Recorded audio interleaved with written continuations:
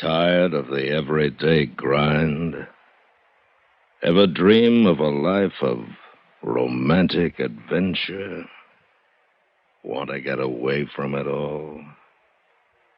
We offer you Escape.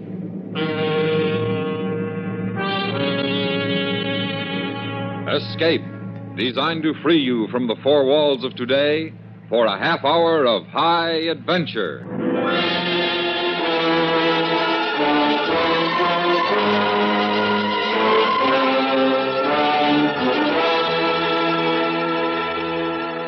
You are on a barren island off the west coast of Mexico.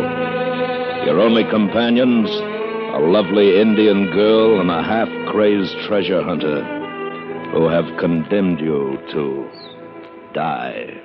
Listen now as Escape brings you E. Jack Newman's gripping tale of a strange adventure, Gringo.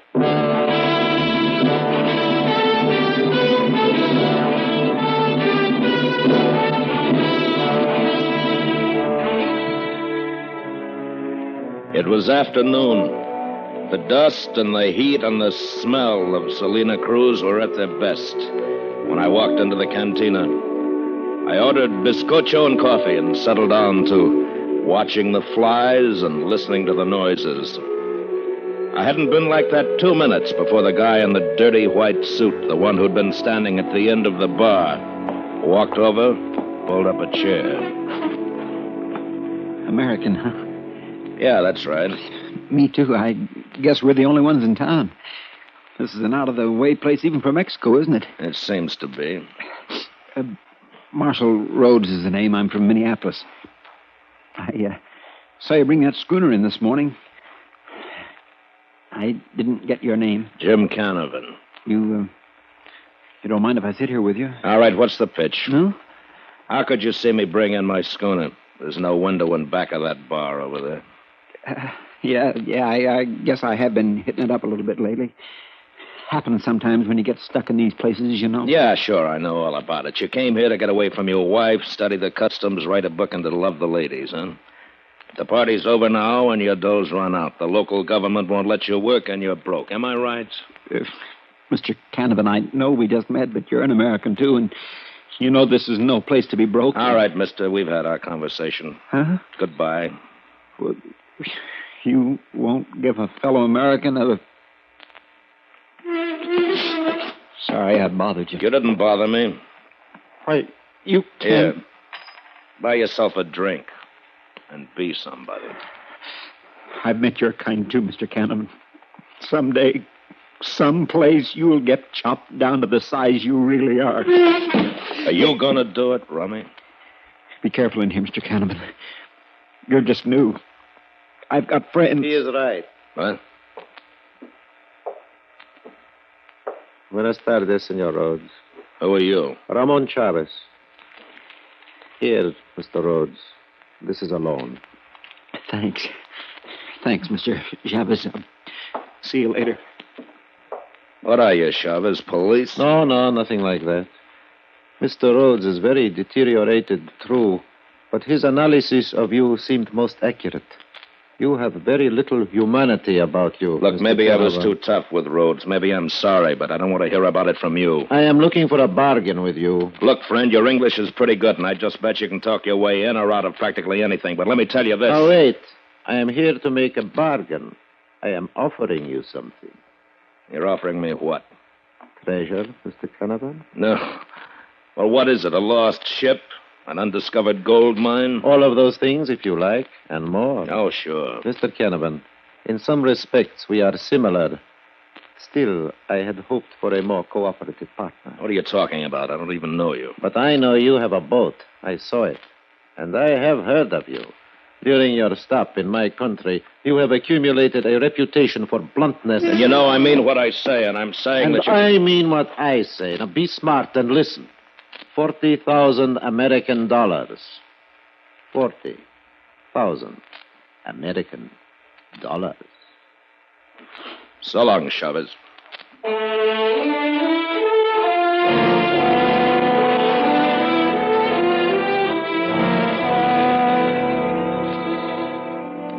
2 nights later, the local town council gave a band concert from the square.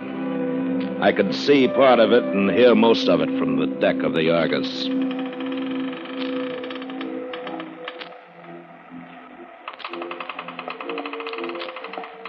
Hello, Gringo. What? Oh, hello, Chavez. You left this note for me at the cantina this afternoon? Yeah. Come aboard. I got to thinking about your proposition. Bargain. About your bargain. I thought you would think about it, Gringo. Knock off that Gringo stuff, huh? I've been around a while. They will always call you Gringo. Okay, mister, let's have it. What's the story? You know Canimba? I've seen it on a map, yeah. South of here. It is my home. I thought this was. I have only been here a little while. Mm-hmm. I am a fisherman. One day, when we were far out to sea beyond all of the other boats, I heard a plane droning overhead.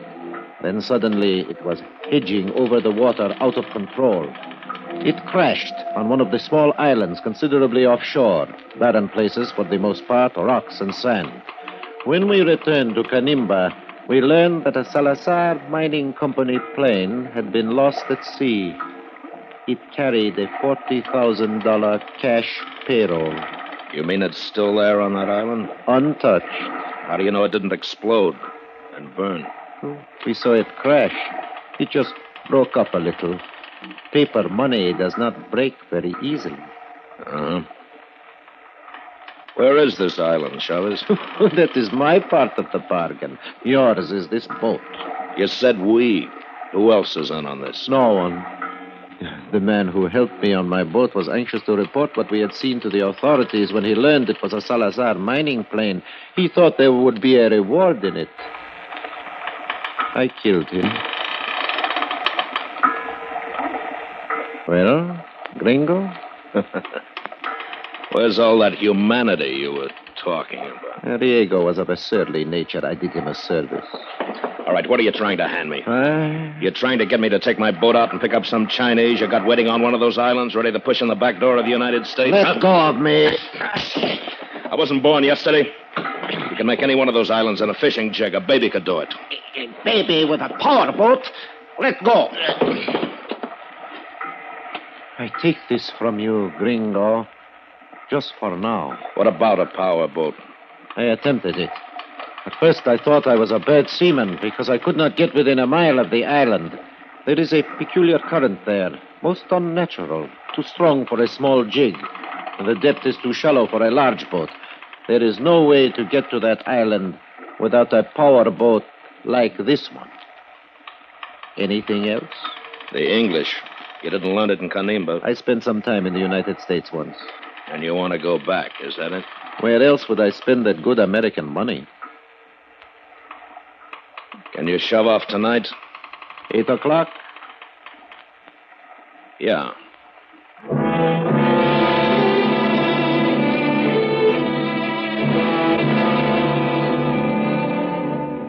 I spent the rest of the day laying in stores and fueling up. I fired the 2 Mexican boys who'd been working as my crew.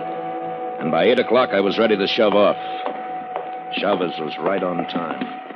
We are all ready, Gringo? Yeah. Your wife?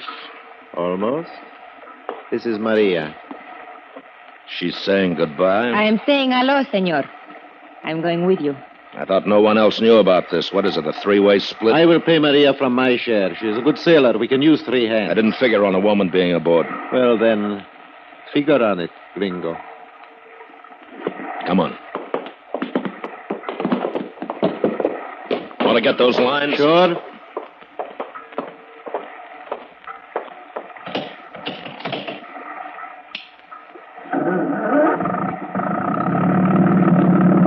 Clear? All clear, Gringo. Cast off!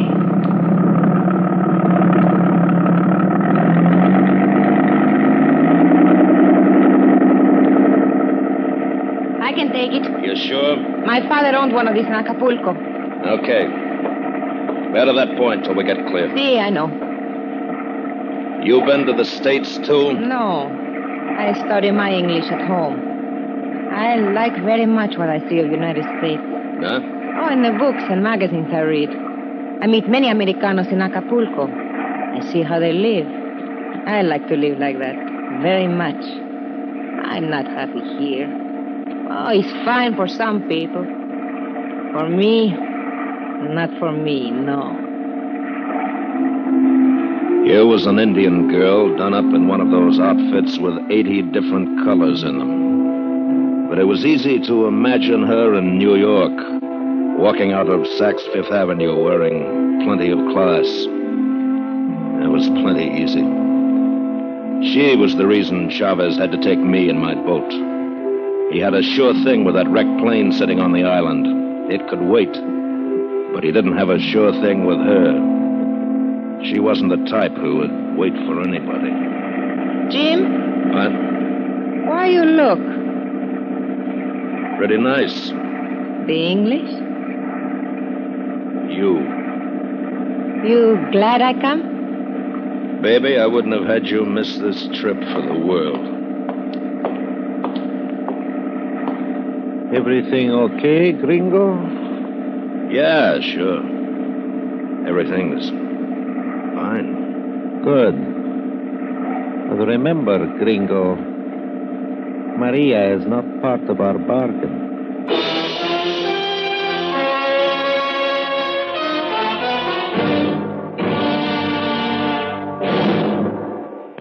We will return to Escape and tonight's story, Gringo, in just a moment. And now, back to Escape.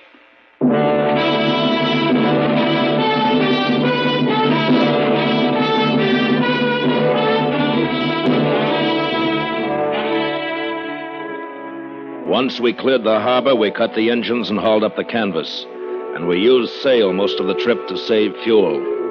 That's why it took us 3 days to get to those islands. But we were lucky. The weather was good, and the sea was calm. Both Maria and Chavez knew their way around the schooner, so we took turns standing watch. I liked it best when Chavez was at the wheel. You are very funny, Jim. Sure. Look, Maria, when this is all over with, what happens, huh? Oh, Ramon and I be married, go to live in United States. Oh? You may have to wait a long time. I know some people who've waited around those border towns 7, 8 years. That's a long time, baby. I tell you once, I want to live in United States. I will. And he's going to have $20,000 pretty soon. Is that it? No, live like a peasant in United States. Fine clothes, place to live, like in the book. Uh-huh.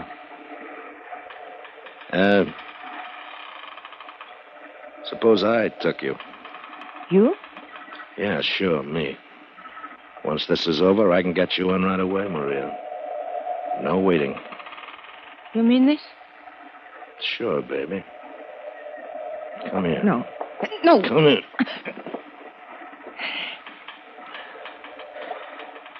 Now, how about it? You don't like me that way, Jim. It's because you hate him. I can see this. I suppose he went around. What do you mean? What do you think I mean? We have all the money, eh? Why, you little... You've been thinking about it all this time, haven't you? Gringo! Maria! We are here. There it is. Huh? Come on, Maria. Yeah. There. Over there. Beyond that point. Here, let me have those glasses. The middle one. See it? Yeah. Yeah, I can make it out okay. Hey. What? The plane. It's right there. 200 yards off the beach. Nothing around it. What? I tell you, Gringo is there waiting for us. It sure is. It sure is. Get those engines going.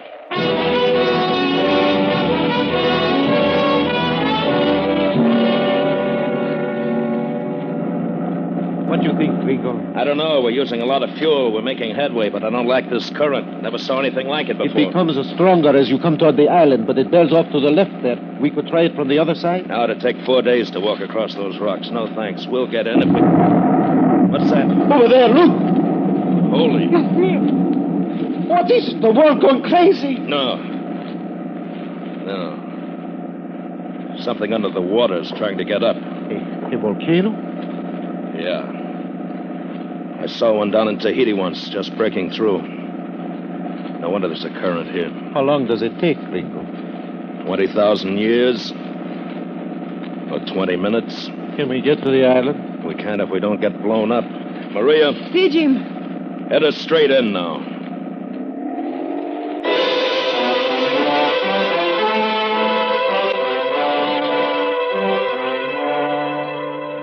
By 4 in the afternoon, whatever was going on under the water seemed to slack off a little bit.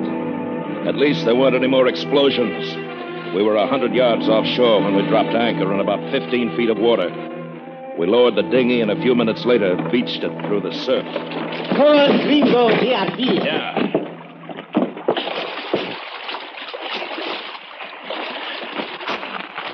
I watch the boat.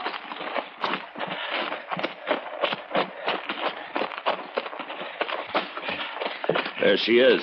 $40,000, Gringo.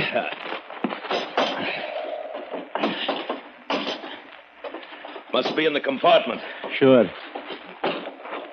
Give me a hand, will you? Here. Okay. Yeah. That's stuck. Can you get your fingers under the bottom from there? I try. See. All right, I'll pry from here. Harder. Harder.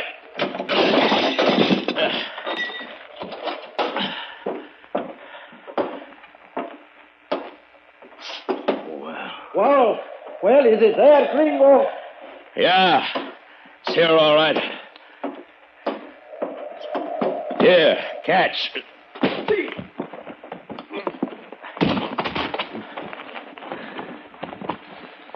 Locked. Yeah, wait a minute. Here's my knife. Good.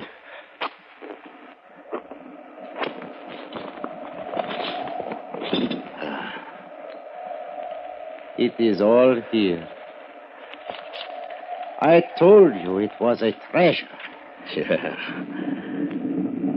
Yeah, we better get out of this place. Looks like it might blow up. It is. And you are going to be with it.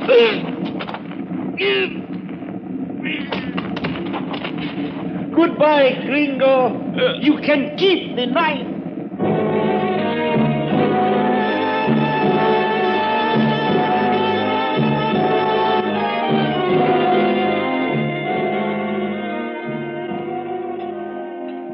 You are hurt bad, Jim. Yeah. Do not move. He left you, too, huh?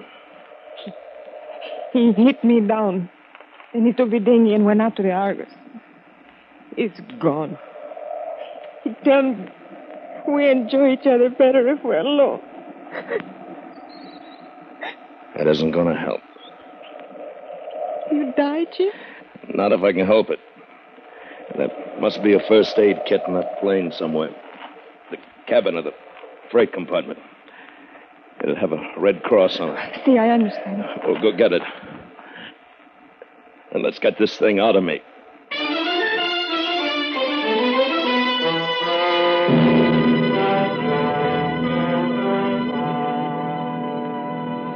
It is better now, Jim. Yeah. That knife must have bounced off a rib. Or I'd be dead now. What happened to us now, Jim? Yeah, we gotta get help. Make flares, signals. Maybe we... radio. That plane must have a radio in it. Here, help me up, will you? Jim, you walk? I walk or I lie here and die. Come on. Come on. Oh, be careful. The speech you're making is not too good. Now, get me over to that plane.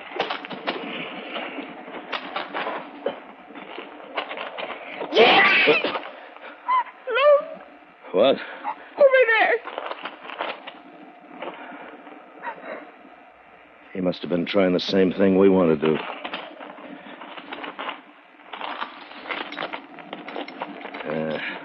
All the tubes are busted. And Jim? He's no good either, baby. Who was this? Probably the pilot. He sat here and starved to death trying to work that busted radio.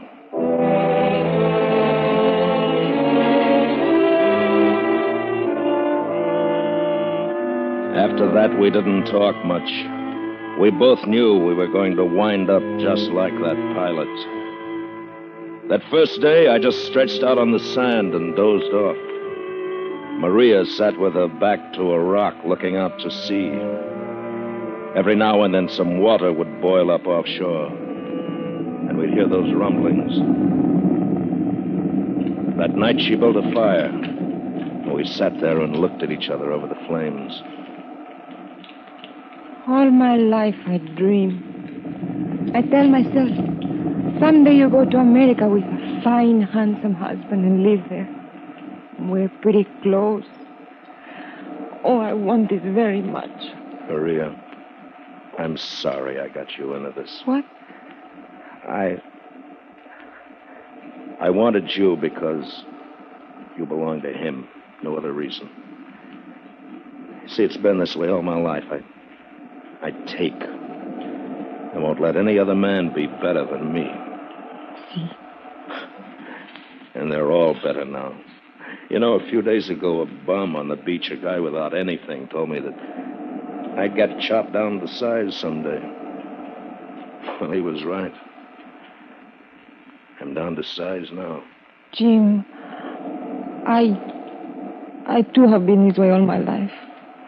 I know what you feel now. We are the same kind. Yeah.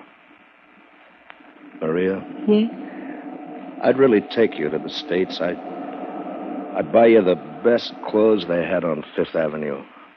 I'd be proud to walk in any place with you and say you were my wife. You love me? That's what they call it, I guess. Jim, I love too. Oh, my God.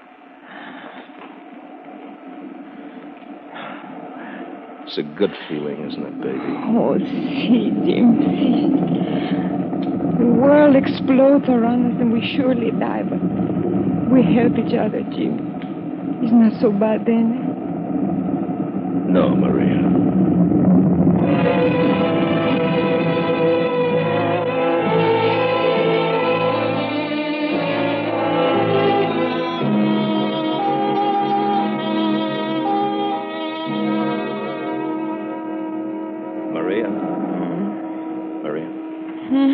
Maria. Oh. I thought I'd better wake you. The sun's getting hot. Oh, see, very hot. The noise. What? The noise is a stop. Hey, you're right. Maybe that old volcano decided to stay under the water after it. Maria, look. It's the Argus. Jim! She's stuck in the sand right off the beach. Chavez came back for us, But Maria. the current, how could she? Oh, who knows? The volcano's quiet, the sea's calm. Come on. You know, I may walk you up Fifth Avenue yet.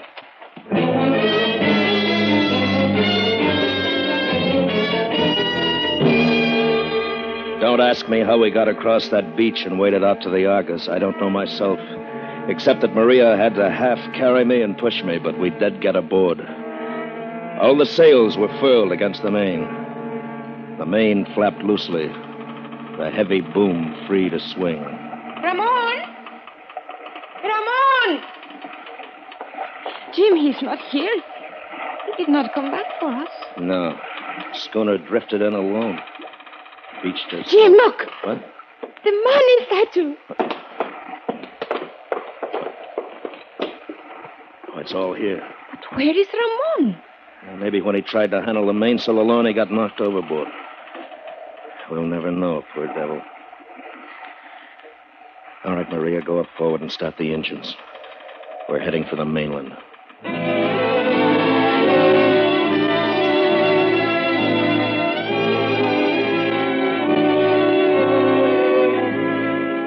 By the time we anchored the Argus in the bay at Salina Cruz, Maria was more like her old self.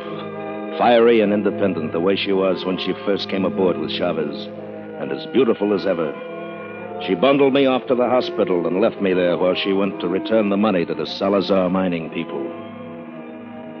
2 weeks later, I was on my feet again, and the first afternoon out found me back at the cantina, where it had all begun. Pardon me, I see you're an American, and not many Americans come down here to... Hello, Rhodes. Oh, I didn't recognize you from the back, Mr. Canavan. Why don't you sit down? What? Sit down. Well, thank you, Mr. Canavan. Pour yourself a drink.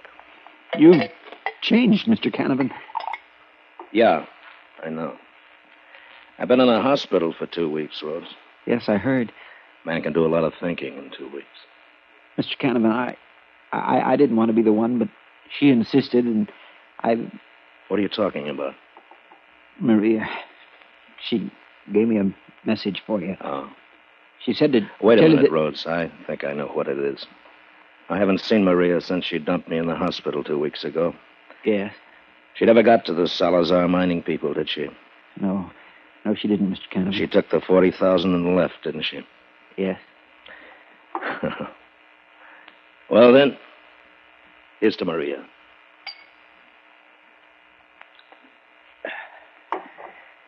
And you know something, Rhodes? I'll bet she looks great walking down Fifth Avenue alone. What? What do you mean? Never mind, Rhodes. It's just that Maria hasn't changed a bit. She'll never change. Oh. But I have. You see, I've been cut down to size, Rhodes. You remember? It's your bottle. Finish it. Good luck to you. Where are you going, Mr. Canavan? Oh, on south, maybe. But I'm traveling light, Rhodes, real light. And you know what? I think I'm going to like it.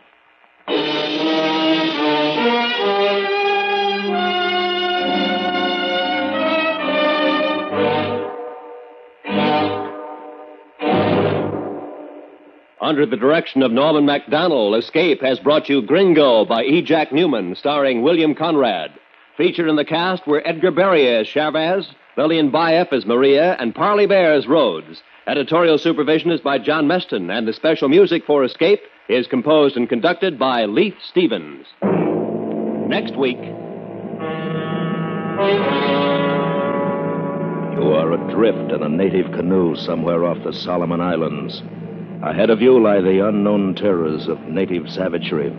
And closing in on you is a white man whose gunboat will smash you to the bottom of the sea. So listen next week when Escape brings you John Russell's classic story, The Price of the Head.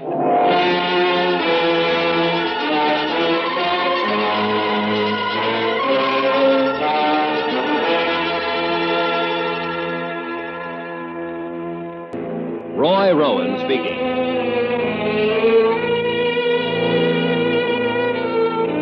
This is the CBS Radio Network.